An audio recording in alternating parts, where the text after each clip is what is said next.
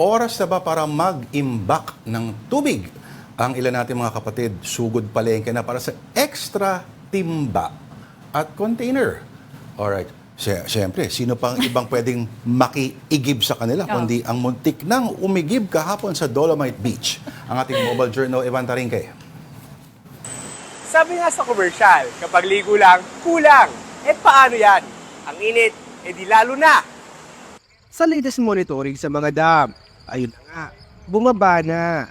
Nasa 198.15 meters ang level ng tubig sa Angat Dam ngayon. Bumaba mula sa 198.4 meters kahapon.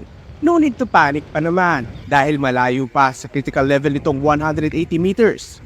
Yun nga lang, ramdam na ang mahinang water pressure sa Metro Manila, Rizal at Cavite tuwing 10 p.m. hanggang 4 a.m. para matipid ang supply ng tubig.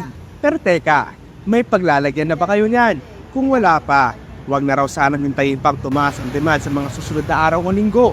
Depende sa water supply.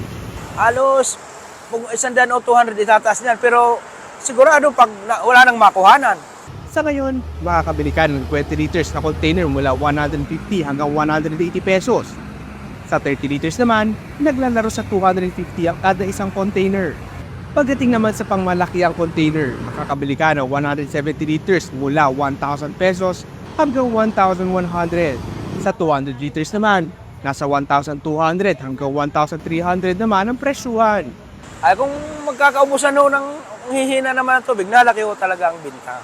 Sa ganitong panahon daw na nakakaranas ang mga tao ng paghina ng tubig, mas okay na daw na may ready ng tubig na nakaimbak. Multi-purpose din naman daw kasi itong mga drum at timba.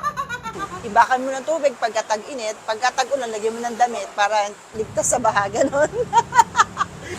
Sa tindi ng init, tayo'y magtipid ng tubig hanggang kaya pa. Baka kasi biglang magkaubusan at ang ating fresh face, maging haggard na. Mobile Journal, Ivan Taringke po hatid ang mukha ng balita. Aside from receptacle, yung mga water na nakaimbak, sabihin natin na medyo significant amounts of time, lumalamig. At as long as walang direct sa araw, so iyan din isang function ng mga timba na kinokolek. Malamig yung tubig. Pero, siguraduhin nyo na walang mga itlog ng lamok. Yes, oo. Gamitin rin, kung kailangan gamitin rin kagad at laging i-check, kung okay pa. Kasi, Denise, sa sobrang init ngayon minsan, yung mga showers, kahit hindi mo i-on yung, yung heater mo, ang init, true, oo.